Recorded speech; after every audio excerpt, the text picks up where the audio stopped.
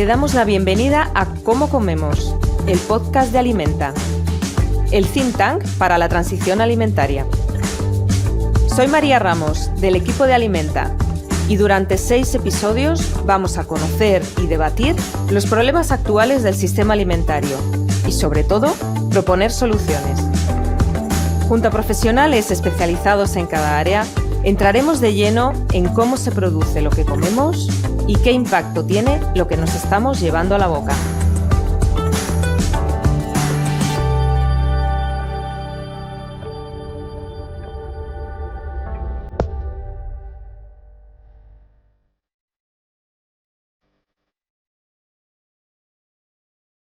En este episodio vamos a hablar de producción de alimentos y cambio climático. La agricultura, la ganadería, la explotación forestal, pero también la transformación de alimentos, su distribución y su consumo, son actividades con un importante papel en la evolución del cambio climático a nivel global. Esta contribución se puede analizar desde muy distintas perspectivas. La producción de alimentos puede ser el problema, pero a la vez también la solución cuando adoptamos un enfoque agroecológico en la producción y en las pautas de consumo. Hablamos, al fin y al cabo, de modelos productivos. Hoy nos va a introducir en este debate un compañero e investigador que pertenece al equipo de Alimenta. Él es Eduardo Aguilera Fernández, es biólogo e investigador en el CEIGRAM de la Universidad Politécnica de Madrid y además es miembro de la Red Científica de Mitigación de Gases de Efecto Invernadero en el sector agroforestal. Bienvenido, Eduardo. Muchas gracias, María. Pues bueno, voy a presentar al resto de participantes. Marta Rivera es veterinaria, es profesora e investigadora en Ingenio, que es un centro mixto del CSIC y de la Universidad Politécnica de Valencia, y ha sido directora varios años de la Cátedra de Agroecología y Sistemas Agroalimentarios de la Universidad de Vic, y su trabajo es interdisciplinar y está centrado en las interacciones entre la sociedad y el medio ambiente. Celsa Peiteado es agrónoma por la Universidad Politécnica de Madrid, es coordinadora de Política Agraria y Desarrollo Rural de WWF, de la organización ecologista. Trabaja por la revitalización del mundo rural y, entre otros temas, para garantizar una renta digna en el campo y para ayudar a conservar la naturaleza.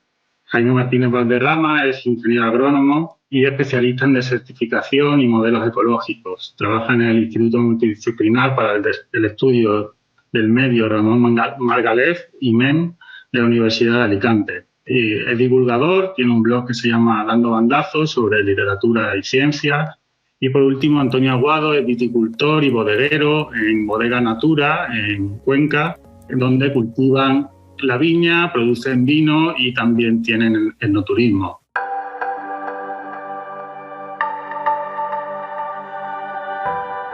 Muy bien, muchas gracias, Eduardo. Me gustaría que nos ayudases a meternos de lleno en el tema y a entender de qué manera relacionamos la producción de alimentos con el cambio climático, que es de lo que vamos a hablar hoy.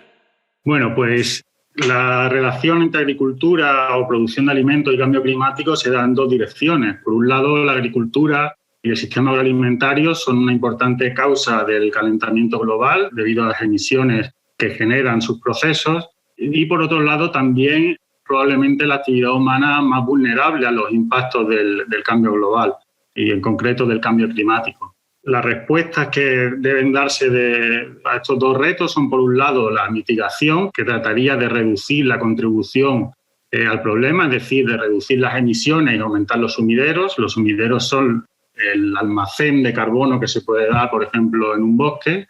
Y, por otro lado, está la adaptación, que sería la capacidad de seguir produciendo en un contexto de condiciones cambiantes como son las que se dan con el cambio climático. Además, estas respuestas son ineludibles porque se trata de una actividad completamente esencial, ya que no podemos dejar de comer y además de comer bien. Y entrando de lleno en esta primera parte que nos has comentado, explícanos un poco cuáles son exactamente estos impactos que vienen a nivel global.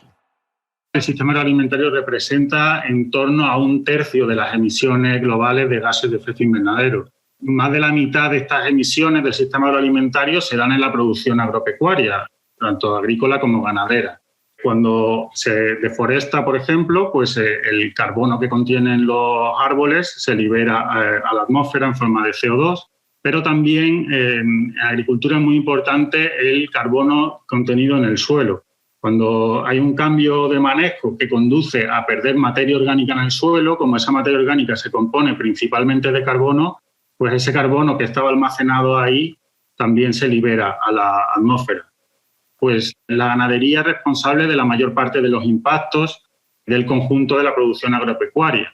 Esto se debe a que tienen emisiones propias, como el metano de la fermentación entérica o las emisiones del manejo del estiércol, pero también le corresponden parte de las emisiones de la producción de cultivos, que se destinan a alimentación animal, ya sean cultivos cultivados en el propio territorio o importados de fuera. En este sentido, cabe destacar, por ejemplo, la importación de piensos que provienen de zonas donde está ocurriendo deforestación, como la importación de soja de la Amazonia, por ejemplo.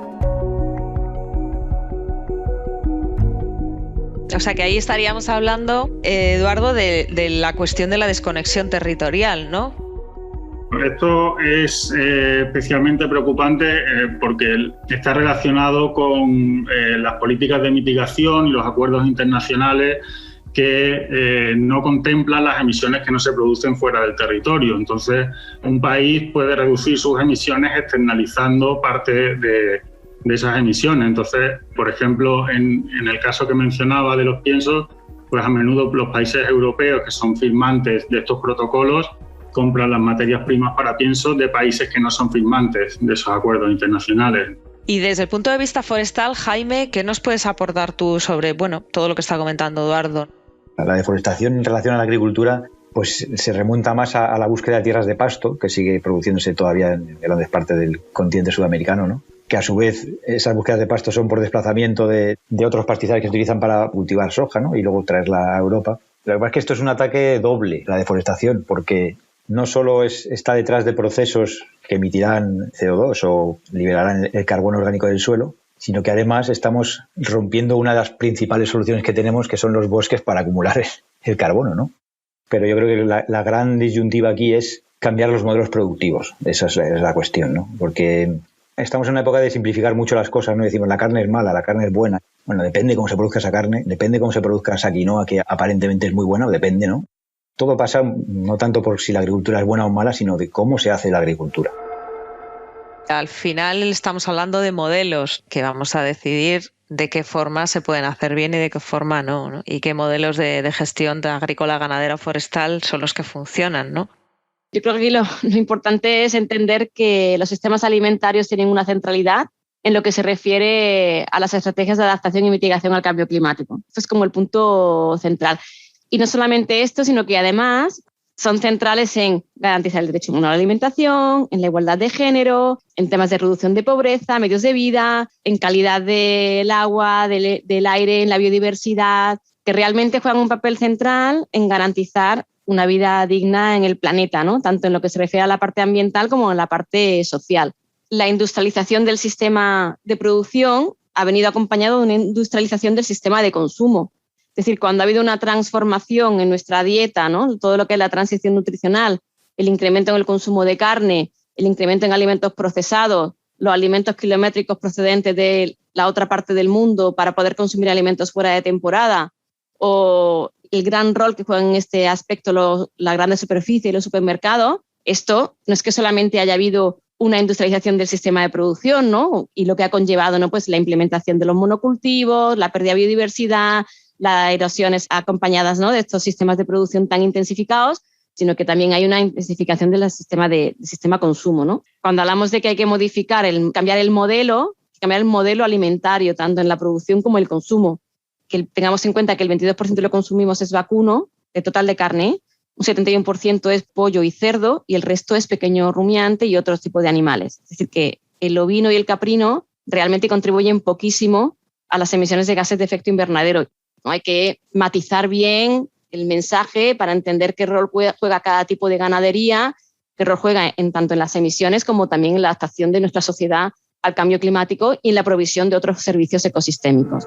Si nos centramos en el aspecto de la producción y entrando en ganadería, hay que hacer una clara diferenciación entre la ganadería intensiva y la ganadería extensiva. Y tenemos un problema que es, en general se achacan todos los gases de efecto invernadero a la ganadería sin discriminar. Y no se habla de las bondades de este sistema extensivo que aprovecha recursos que no compiten con la alimentación humana, que mantienen pastos que son sumidero de carbono y que además contribuyen, por ejemplo, a mantener corredores ecológicos que permiten la conectividad territorial y la adaptación de muchas especies al impacto ya del cambio climático. Entonces hay que trabajar en esta diferenciación a la hora de lanzar mensajes sobre consumo de carne o sobre el impacto de la ganadería, en el caso que nos ocupa. No existe una caracterización de la ganadería extensiva como tal y como todavía no le podemos poner etiquetas y no podemos clasificar las fincas en extensivas, semi-extensivas e intensivas, como personas consumidoras no podemos diferenciar en el mercado apenas estas producciones y igual de importante es que no podemos reorientar los fondos públicos.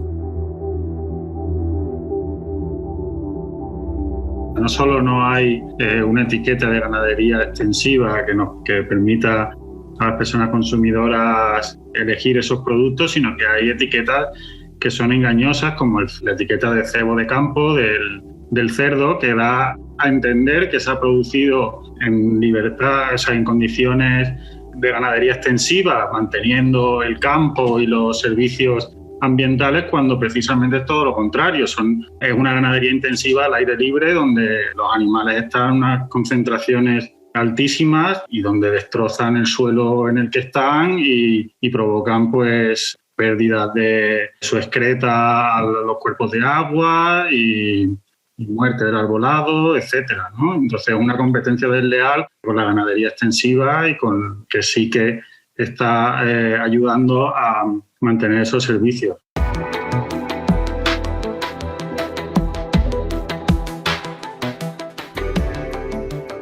Retomando el tema de etiquetas engañosas, yo creo que aquí el concepto que habría que introducir es la palabra pastoreo, ¿no? Que es donde se establece la diferencia entre algunos sistemas ganaderos y otros, ¿no? Yo creo que es importante ir aterrizando en qué etiquetas son las que valen y las que no. ¿Qué etiqueta puede andar un poco mejor encajada en todo este tema de alternativas, de mitigación y demás? Pues a lo mejor quizás hablar desde la agroecología, ¿no? La agroecología como un enfoque sistémico y específico del lugar propio en el que se practica. Y luego en cuanto también a consumo. Que me parece que tenía que salir el tema del desperdicio alimentario, ¿no? Si el poner tu producto a la venta, el recogerlo, te cuesta más que lo que te van a dar por él, pues es una de las causas por las que hay, por ejemplo, desperdicio alimentario, ¿no? Luego hay otras causas importantes que tienen que ver con el desperdicio en el hogar. Aquí de nuevo vamos a un tema de etiquetado, ¿no? El mal etiquetado de los alimentos, ¿no? Una información confusa y también el hecho de que la alimentación en nuestro contexto, aun a pesar de que efectivamente hay una cantidad importante de personas que no tienen garantizado el acceso a la alimentación, pero la alimentación en nuestro contexto es barata. Esto ya se ha encargado obviamente la política agrícola comunitaria y otra serie de mecanismos. Nosotros dedicamos de media un porcentaje de nuestro presupuesto bajo en relación a hace unas cuantas décadas y en relación a otros países. Estamos dedicando en torno a un 14% de nuestro presupuesto a alimentación, frente a un 30% que dedicábamos antes, y esto también a nivel, digamos, de comportamiento de las personas frente a la alimentación, pues no lo valoramos tanto. Y en total, el desperdicio de alimentos supone entre el 8 y el 10% de las emisiones de gases de efecto invernadero. Tanto, claro, para abordar esta problemática hace falta múltiples políticas, desde el ámbito de la producción, entre otras, como digo, garantizar precios dignos a los productores y a las productoras, y por otro lado, pues cambios en el etiquetado y cambio también en medidas fiscales en relación a los precios de los alimentos, ¿no? Sobre todo los alimentos que contaminan, de los alimentos que emiten gases de efecto invernadero, mientras que hubiera unas medidas fiscales que pudieran ayudar y reducir los precios de aquellos alimentos que son sostenibles y también saludables. Y ahondando en el tema de la ganadería y los biocombustibles, creo recordar que el porcentaje de superficie de cultivo se dedica para fabricar piensos y biocombustibles ya está muy cerca del 40%, ¿no? Estas dos cifras, el tercio de comida que no va a ninguna parte y todo lo que se denominan los non-food crops, bueno, parece como que hay espacio para no tener que producir tanto, ¿no?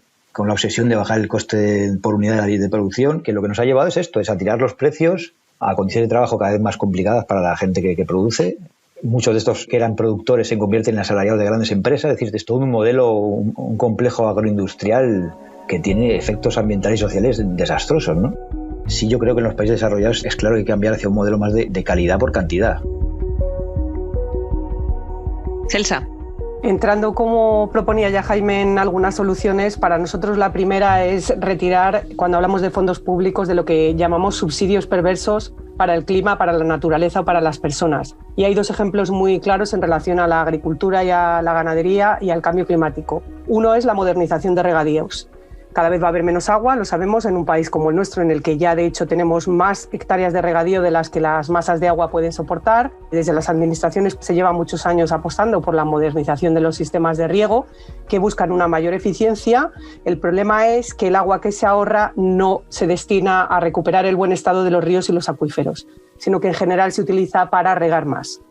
Esto hace el sistema muchísimo más vulnerable frente al impacto del cambio climático, aparte de tener otros impactos sociales como los que nos apuntaba Jaime, que es sobreproducciones, que luego a su vez requieren de ayudas adicionales públicas, de almacenamiento, de retirada de productos. El segundo, y hablando de etiquetas y de apropiación de valores de la agroecología por parte de modelos industriales, está el de la agricultura de conservación basado en el manejo con herbicidas. Como sabéis, es una práctica que se promueve desde la política agraria común, pero también desde la gran agroindustria de los fitosanitarios, y lo que hace es fomentar el manejo con glifosato con la excusa del secuestro de carbono en los suelos. Pero al final el glifosato es un herbicida tóxico, es un producto tóxico porque para eso fue diseñado, que tiene un impacto no solo sobre la fauna del suelo, también se está viendo malezas superresistentes y sobre todo impacto sobre la salud humana. Entonces, lo que no nos podemos seguir permitiendo es utilizar fondos públicos para este tipo de medidas, que además hacen una competencia desleal a esta otra agricultura y ganadería que hablábamos aquí, basada en principios de agroecología. Sí, bueno, yo quería comentar una cosa en relación al tema de los residuos y las emisiones que generan. La otra cara está en cómo se gestionan esos residuos, que en la actualidad se gestionan en su mayoría en vertederos, son una importante fuente de metano. Entonces, generamos un doble problema, por un lado emisiones en la producción, pero por otro lado también emisiones en la gestión. Además de que está el tema complementario, que es cuál es el destino de esa materia orgánica que generalmente no vuelve a la agricultura. Por lo tanto, no estamos cerrando los ciclos y estamos viéndonos obligados a producir fertilizantes para reponer lo que se está extrayendo.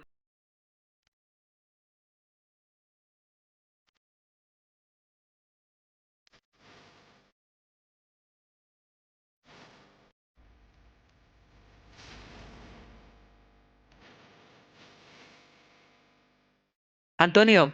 Yo soy un productor, pero un poco rarillo respecto a mis colegas agricultores de aquí de la zona, ¿no? Por ejemplo, he hecho transformaciones contrarias.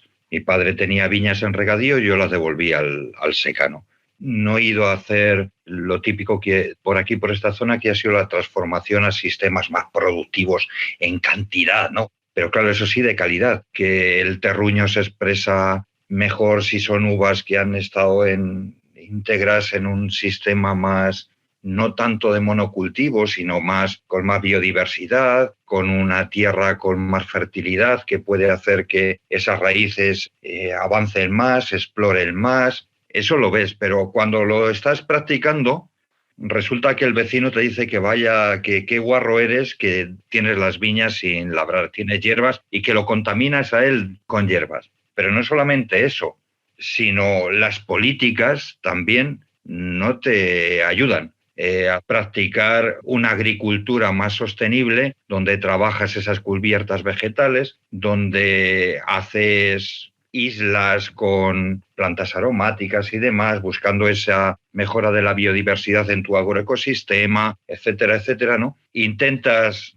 por ejemplo, en el tema de hortícolas o en la viña, utilizar variedades autóctonas. No es que estén más adaptadas al cambio climático, sino que vienen de una situación donde se practicaban secanos. Están adaptadas al secano. En ese sentido, practicas esas cosas y lejos de tener el apoyo de la administración, pues te juegas, por ejemplo, determinadas superficies en la PAC que te las quitan como islas no productivas y te reducen la superficie o que te generan derechos de ayuda, ¿no? Sin embargo, el que contamina, el que genera más problemas, a ese no le pasa nada, incluso tiene ayudas, ¿no? Lejos de aplicar lo que creo que algunas veces habría que aplicar, por fin, el que contamina paga, pues no. Sí, gracias Antonio. Acabas de introducir un tema vital que es la capacidad mitigadora que pueden tener ciertos modelos, ciertos manejos y el choque frontal que tiene con las políticas agrarias que impiden que se desarrolle un etiquetado adecuado, una catalogación adecuada de las ganaderías. Entonces esa es una cuestión capital, ¿no? El casar las políticas con una verdadera vocación de efecto mitigador, ¿no? Voy a introducir un tema como buena científica interdisciplinar, ¿no? Y que tiene que ver con entender qué nos aportan la sociología y las ciencias políticas a este debate. ¿Cuál es el origen de por qué estamos donde estamos?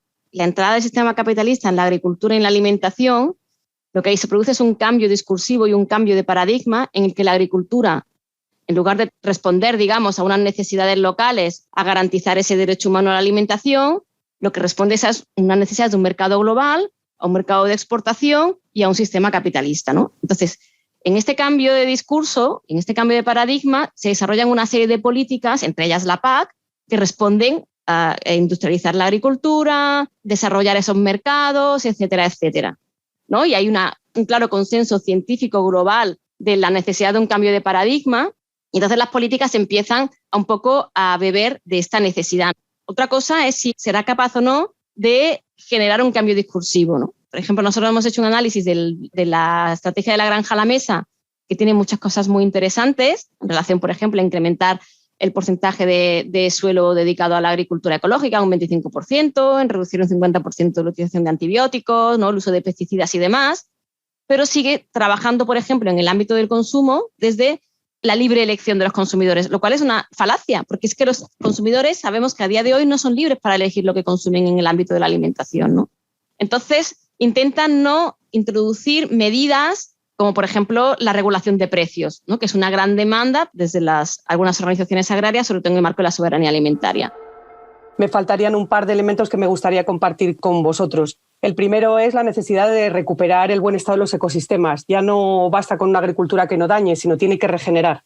Y ahí lanzar el mensaje de que no hay tecnología que pueda superar a la naturaleza. Luego, el papel de la industria y la distribución que se ha apuntado aquí, pero se tiene que avanzar en cadenas de valor compartido. No puede ser que al final la industria y la distribución se queden con los beneficios y los riesgos los soporten los agricultores, las ganaderas y los paguemos a unos precios desorbitados las personas consumidoras. Y por último, para terminar, la gobernanza, la participación pública en la toma de decisiones, porque no consiste ya solo en tener a alguien que pueda participar, sino el conocimiento, los medios, los recursos y el acceder a información todos a la misma vez y en la misma forma. Y sin participación pública efectiva y de calidad de las organizaciones de la sociedad civil, no tendremos esta transición agroecológica que necesitamos hacia sistemas alimentarios sostenibles y resilientes. Un poco volviendo al principio, vemos cómo es imposible hablar de agricultura de cambio climático sin entender todas las conexiones que tienen los sistemas alimentarios con todo lo demás. La complejidad del tema es tal que, aunque hablemos de una cosa, es inevitable hablar de todo lo demás, que es un tema transversal. Al igual que lo puede ser género y feminismo, la alimentación es un tema transversal. Entonces es completamente necesario que se aborde desde diferentes administraciones, tanto desde lo local hasta lo global, a lo que se llama esta gobernanza policéntrica, pero también desde los diferentes ámbitos de la administración. En relación a esta necesidad del sistema en su conjunto, se ha comentado varias veces de estas prácticas que son beneficiosas para el medio ambiente y para el medio rural. Tienen un menor impacto por diversos motivos, pero también al producir menos necesitan más territorio, ¿no? Entonces, esto nos conecta con el consumo. Tenemos que combinar esa agricultura menos productiva con patrones de consumo que evite que consumamos tantos alimentos y al final eso significa consumir menos carne, pero que la carne venga de ganadería extensiva y desperdiciar menos alimentos.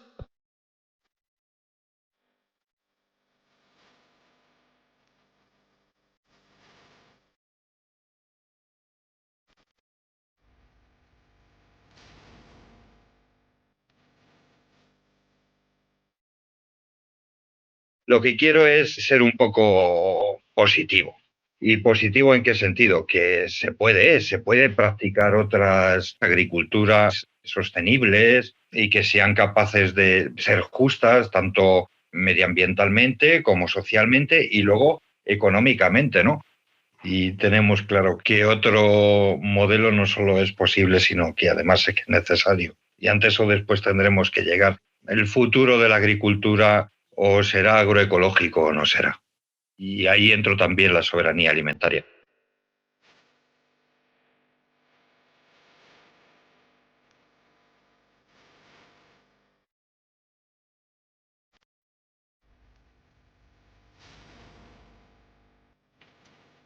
Bueno, pues hemos visto que la agricultura respecto al cambio climático y la producción de alimentos se enfrentan a dos grandes retos. Que tenemos por un lado la necesidad de reducir la contribución de la agricultura y la alimentación a este problema, reduciendo las emisiones y aumentando sumideros. Y por otro lado tenemos el reto de adaptarnos a los cambios que afectan a la producción de alimentos. Entonces, estos retos solo hemos visto a lo largo de la sesión cómo solo pueden enfrentarse desde una visión sistémica. Hemos visto muchas prácticas que en cada tipo de sistema pueden ayudar a solucionar algunas de las cosas, pero al final hemos visto cómo todo está relacionado, tanto en sí mismo, la mitigación y la adaptación, como con el resto de dimensiones ambientales y sociales. Y por tanto, es necesaria una coordinación, una mayor coordinación y una mayor información, tanto a nivel de la producción como a nivel del consumo.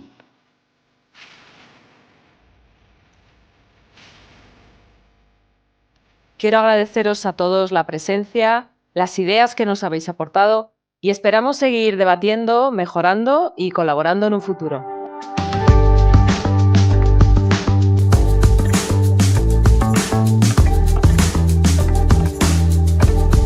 Esto ha sido Cómo Comemos, el podcast de Alimenta.